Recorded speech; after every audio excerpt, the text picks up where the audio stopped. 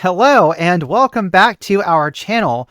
Over the last few weeks, we are doing some pretty heavy videos, including stuff on mental health and our mental health. And yeah, that was a lot. So let's go back to talking about other issues that I created the channel for, and that is trans issues.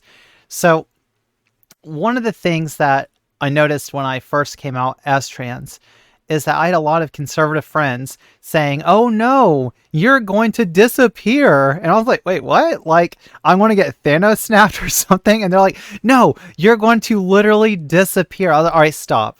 What are you worried about? Why do you think that, like, I'm going to disappear?" And apparently, there is a trend in conservative communities where they think that, like, at some point during your transition, you're just going to disappear. And of course, it's way more nuanced than that. It's way more complicated than that. But that's the fear mongering that they do when you first come out. So if you've got some conservative family or some conservative friends and they are asking those questions, or they're saying, "I'm really worried that you're going to change and then you're going to leave, or you're just, you won't be yourself anymore, and then you're just going to like disappear." So what's this whole, like, trans people Thanos snapping thing? Like, what is going on with trans people disappearing? In this case, what they're referring to is that some trans people at some point during their transition, for whatever reason, do decide to move on from their transition, and then very often into new aspects of their life and leave behind parts of their old life. And that's what I want to talk about is the moving on concept within, like, that exists within the trans community, and kind of like some of the reasons of why that happens and what might be going on. Because I can tell you that the conservative friend that I had at the time, who said that, a couple years ago at this point, we're no longer friends, and I'm no longer part of his life. But that wasn't necessarily, I suppose, in the end, it was my decision to separate from him, but it wasn't because I'm just like, "Oh, I'm too trans to hang out with you," or something. You're like, "I'm too cool for this." What it was that he was being transphobic. He was being, emotionally and psychologically abusive, and would not validate our gender and these sorts of things, and kept denying who we were. And eventually we decided, you know what, like, even though I've been friends with you for a very long time, I'm not going to tolerate this. This is not just a difference of opinion. So let's just look at the totality of the experiences that happen. Like, what are some of the reasons why some trans people that are in your life right now might eventually move on to their own life? Okay. First of all, this happens with, like, everybody. Everybody changes. Everybody grows, hopefully, as people, as they get education, as they get different jobs, different job opportunities. They might, move to different parts of the country. When I was a young kid, I was about 8 or 9 years old, and I had a really good friend that I spent most of a summer with. I mean, like, I was constantly over at their house. They were constantly over at our house. It was a blast. They were a really good friend of ours. And then just like that, I got a call from him, and he's like, "Hey, our family is moving across the country because my dad got, a job offer, and he's got to take it." So, it was like, it was hard. It was sudden to us. It felt that way as a child. So we said our goodbyes, and eventually they moved away. We tried to, keep in contact, like, by phone and stuff, but eventually we just drifted apart because we were no longer close enough to be together. Our interests changed. And so we just, stopped talking eventually.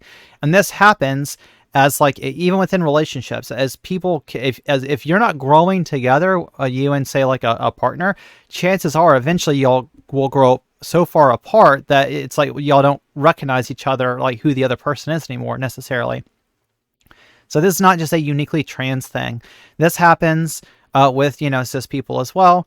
As far as, like, somebody like might become involved in, like, a church, or some type of faith. They might become politically active enough, and then you're like, "You know what, like, when we first were hanging out, you were a lot of fun and we had all these things in common, but over time, as you became way more politically interested, especially if you don't if you disagree with their politics, the more politically active they become and the more outspoken they become. You're like, you know what? I can't hang out with you anymore. Like, I don't recognize you as a person. Now, focusing on trans people specifically in this, trans people, obviously, we are going to change a lot more rapidly if we go on HRT than a lot of cis people, unless we're, younger and we're doing it at a time like when we would normally be going through puberty. If we're a trans person who has already experienced puberty, so now we're going on HRT a little bit older, so you're experiencing a second puberty.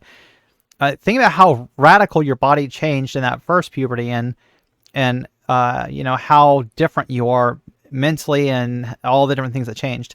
While we don't go through like quite as drastic, obviously, from like a teenager to an adult, we still do go through these emotional growth spurts, whether it's MTF or FTM or non-binary. Like, the way that we perceive the world starts to change as our hormones shift.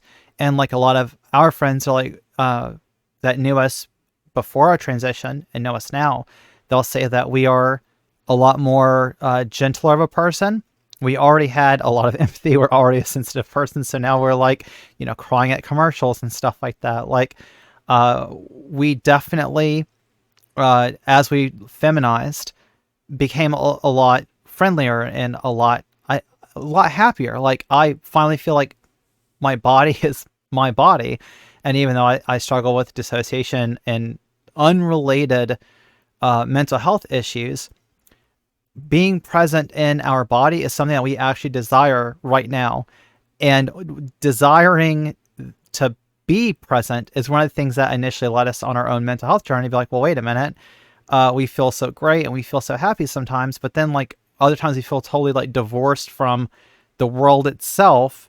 And that's kind of some of the initial breadcrumbs that led us to our mental health journey. But so while going through a second puberty, your trans friend, or if you are that trans person, you're going to change. Everybody changes. It's just that during this little portion of your life, it will be a much more rapid transition. So then what happens afterward? Well, initially there's the coming out. There's all the anxiety and the fear that's associated with that, but then the sudden relief and the celebration and finally living your truth and being who you have always been inside feels so wonderful and amazing to finally be able to express it. And you might go from a period of just wanting to talk about trans stuff all the time, wanting to, go shopping for your first set of gender affirming clothing and, excited to tell all of your friends a little, it's like, also as you're being validated by said friends, that can make you feel even better. So for a while, things are like really good and you're really excited and there's just so much stimulation going on. And then later on, some of the, maybe a little bit of the negative aspects also impact you as far as like transphobia.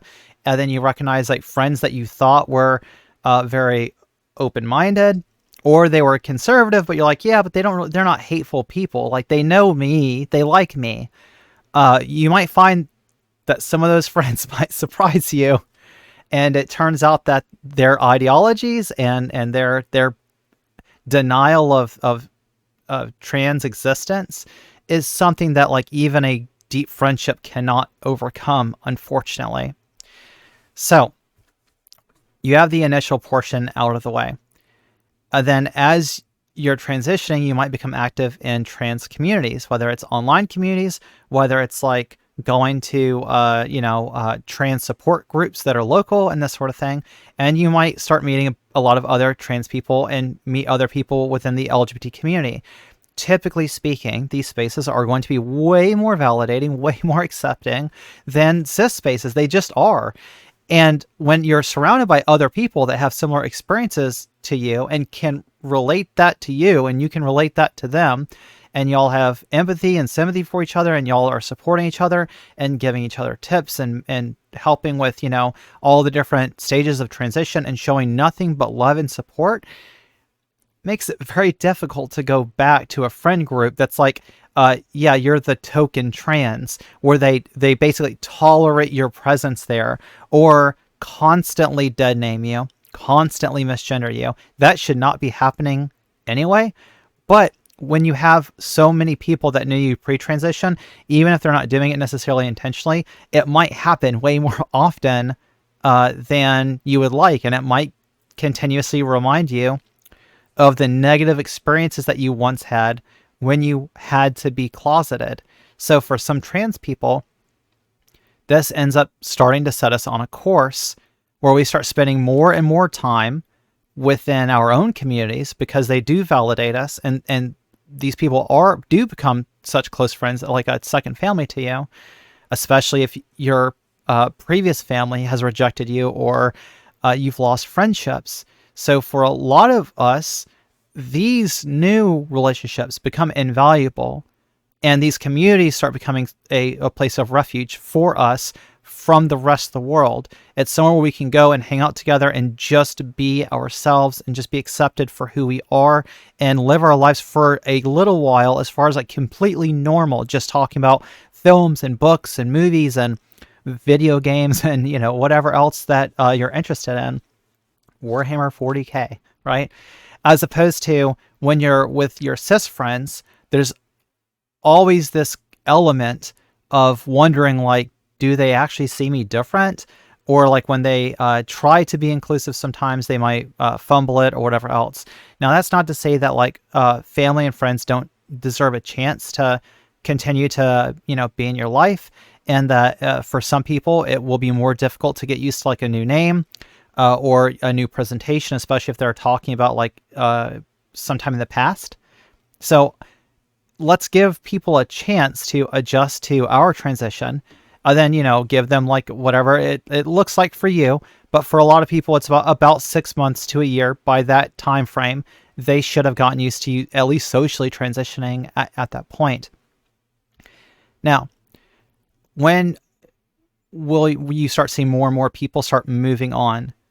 Well, for instance, within trans communities, as more time goes on and all of the initial excitement wears off about transitioning, and a lot of us like finish our regimens of hormone therapy, or you get all the surgeries that you're going to get, eventually, like, it does just feel like I'm just a woman living my life. And it can put a lot of pressure on you to decide, are you going to remain in this community and be seen as openly trans, where everyone knows that everyone there is a trans person, or as you are returned to work, or you gain more like career prestige, or you start, you know, getting a degree in school and you're looking at moving to a new city, that's when we start making the decision like, well, are we going to go move to the new LGBT community over there and continue making our presence known, or do we just stealth back into society, or blend back into society, or assimilate back into society, however you want to view it. And there's pros and cons kind of like with each one of these ideas. And I'm not going to say that I'm the voice of transness to tell anyone what the right decision is, because every unique person has to make what decision is best for them and their life and how that works for them. So we'll say like the idea of blending, stealthing, assimilating. The idea with that is that you can move to a new city, and everyone that you meet there, most of them are not going to know any of your history. They're not going to know your pre-transition self.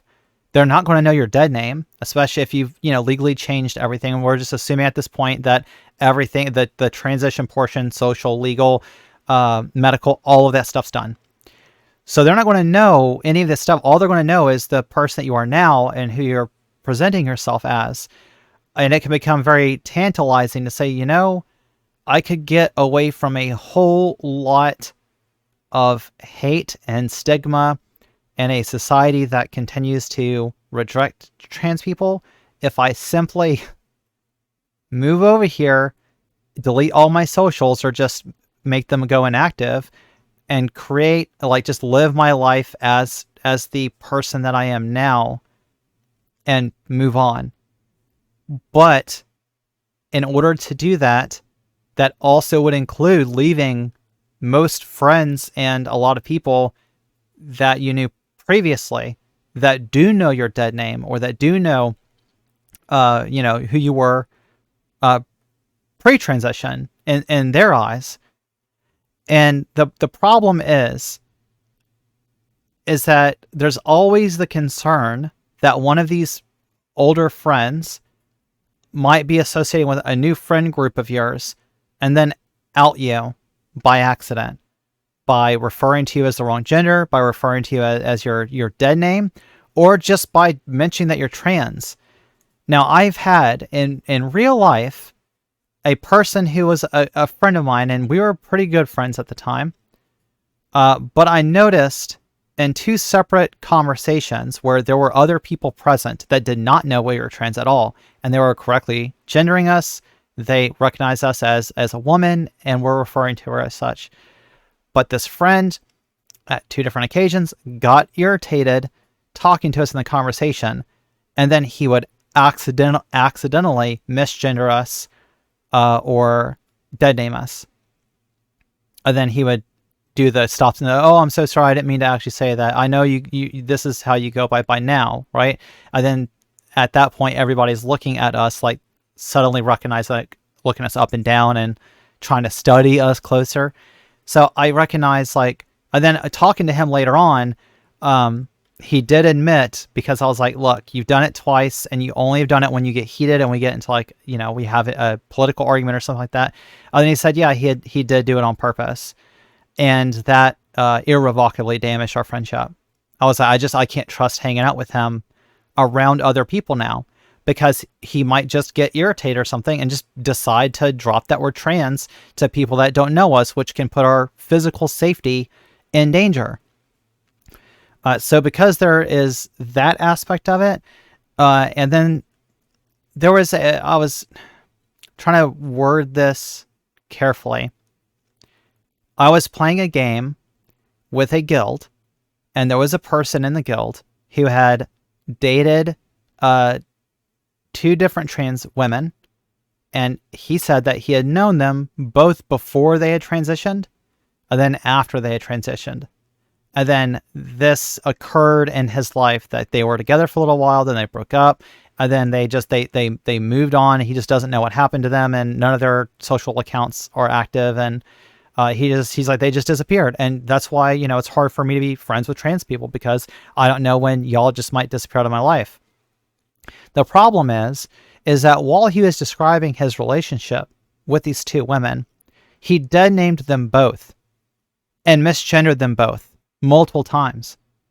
And I stopped him toward the end of the conversation of him trying to, like, oh, and they just left and they just disappeared. And I said, they probably disappeared out of your life because of the way that you're talking about them right now to me, because you're not making me comfortable. I said, because of the way you're talking about them, I know that as soon as I leave this chat and you talk to someone else later on, you're going to say, oh, I was talking to Zoe. And Zoe, who used to be, if you knew my dead name, you would probably say my dead name. I was like, I know that you're going to misgender me because you are so close, even intimate, with these women, and you continue to misgender them. So just because someone says, and to him, it blew his mind. He's like, I never really thought that it would be like that big of a deal or that hurtful. Then I said, well, clearly you just don't understand trans people. So I'm not surprised that every trans friend that you have eventually ends up ghosting you if you're going to act this way. So those are just some of the reasons why somebody might want to stealth or assimilate into society. And I could see, like, it could be kind of tantalizing where you're like, hey, I won't be seen as a trans person anymore, trans woman, and have all this hate on social media and stuff directed at us. We could just live our lives, and everybody's just going to see us as the woman that we are, and we never have to explain ourselves. We don't have to keep going over our history over and over and over and explaining, like, what was going through our mind and why did we decide this and how do we know, and all the other questions that cis people want to always, like, barrage us with, pretending that they cannot understand the experience of what it feels like to have an identity that includes gender and a sexuality, which cis people have a gender and sexuality as well, and they understand theirs perfectly fine, but they can't understand how you could have come to yours. Yeah, okay.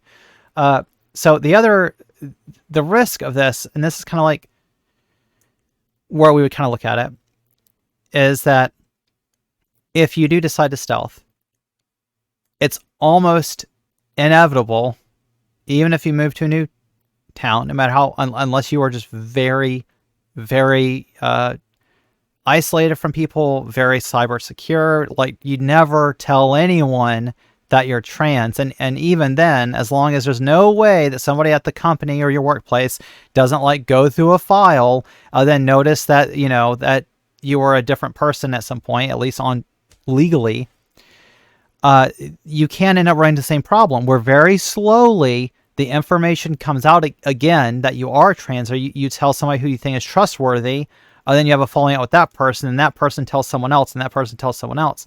Then all of a sudden, all of the efforts of stealthing and even sacrificing some of the friendships that you had before in order to try to live a life separated from your transness ends up just cropping up again, and a lot of people end up finding out anyway.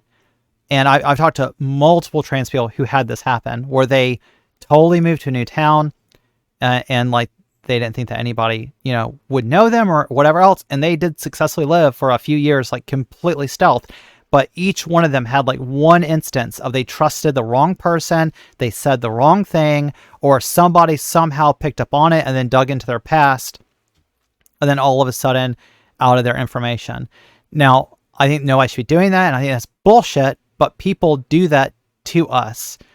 So it is something to be aware of. It's not like this is just a panacea and, you know, oh, I just moved to a new town and don't tell anybody, and now all of a sudden nobody knows I'm trans. It's like, well, it could work out, but you could also just live your life and be happy with yourself, and people accept us for who we are, or they don't. And I feel like that's how most other people live their lives. And obviously there's a lot of stigma surrounding our community. A lot of people want to harm us. So definitely take precautions. I'm not saying just go around shouting that you're trans at everybody, but it's one of the reasons why we don't know if what we would choose. We don't know if we would be like, oh yeah, if we had the opportunity, that we're just going to go stealth and never mention it again. The hatred that trans people suffer is enormous. But on the other hand, there's something empowering to say, like, no, I am proud of myself. I love myself. I love being trans. I'm fine with being trans. Being trans is good. It's not something to be ashamed of. And I know one of the other aspects of this, especially regarding the community itself, is that as some trans people get older, and such I am getting older, a lot of us are already going to have younger people that are have a larger platform, or they might be more influential, or they're kind of like rising star in the social media platforms and then in the, you know, YouTube algorithm, whatever else. They are probably going to eventually overtake the older trans people that are there. And if you just think about the previous generations of trans people, at one point in time, they all identified themselves as with the idea of being transsexual. That's what it meant for an entire generation of trans people to be that way. And some of them, unfortunately, are stuck in the past, like Book Angel.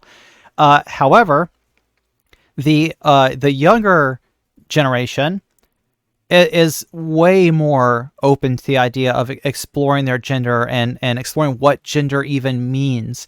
And the idea of, like, you know, neo-pronouns and that sort of thing would never have even been thought of back in the day, when the only thing people talked about was trying to fight for a right to be transsexual. I'm glad that the movement has moved on to include other expressions and recognize other expressions of transness. I think it's a beautiful thing. People should be allowed to be who they are, regardless of what pronouns or appearance that takes.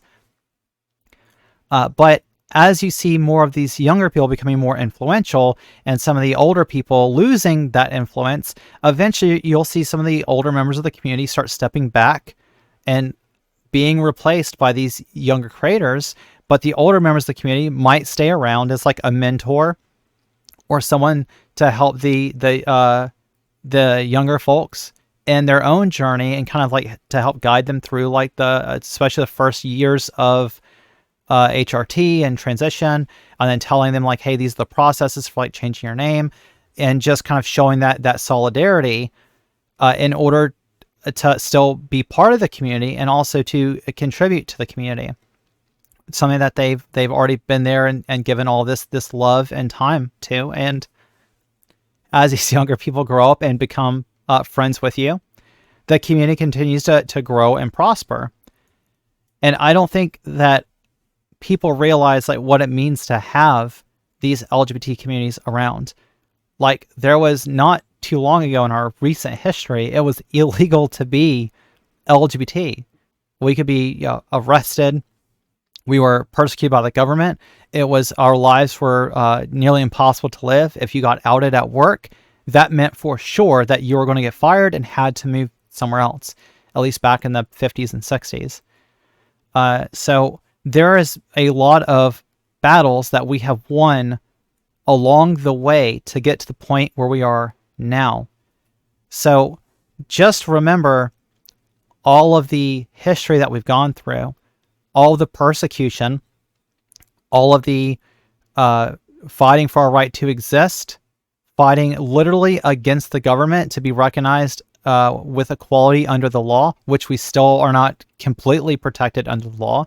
And due to a lot of the incendiary political rants that a lot of these politicians are pushing, a lot of states are passing more anti-trans laws again. So we have come a long way, but we have a long way to go forward. I don't blame anyone who at some point in their lives gets tired of the constant fighting and decides like they're going to step back, let someone else get on the front lines and go assimilate into society however they see fit.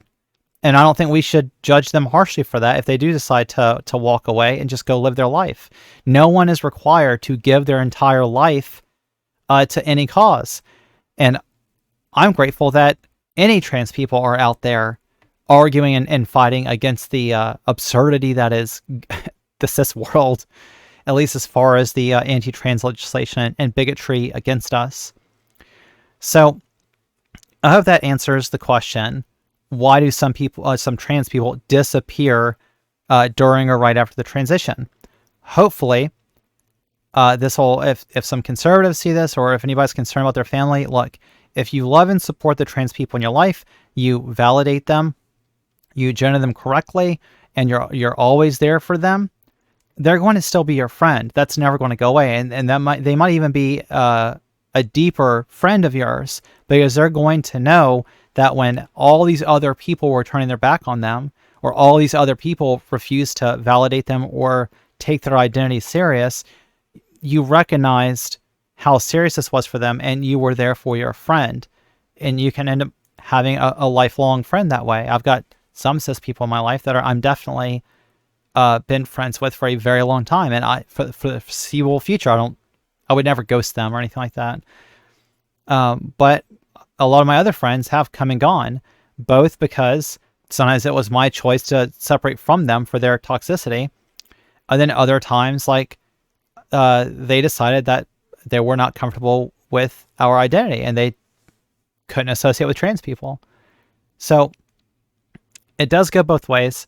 Cis people experience aspects of moving on as well, like with jobs and that sort of thing. It's not just a trans exclusive thing, but don't let people frighten you by trying to say, oh, if you transition, you're going to lose all of your friends and all of these bad things are going to happen to you. It's not necessarily. And awful things could happen to you as a cis person. I mean, cis people have awful things happen to them all the time. So I would say live your life to the fullest extent as much as you can in ways that make you happy, in ways that make your family around you happy, because the people that love and care for you are going to stick by you. They're going to support you through your transition. and they will continue to be there for you. Just like hopefully there will always be an LGBT community, at least within the United States, to keep fighting these fights, to keep pushing for our rights, and to keep creating spaces that when people feel like they no longer have a place to exist within their own life, they can come to these communities and they can find refuge there and find people to support and validate them. Hopefully this video ended a little more upbeat. I was trying to stay positive with it, but it's so hard right now with all the blatant transphobia that's going on and the legislation that we had to touch on some of the more grim reasons of why some people might decide to move on or assimilate into the general population. But I hope you enjoyed the video, and we will see you in the next video. Bye!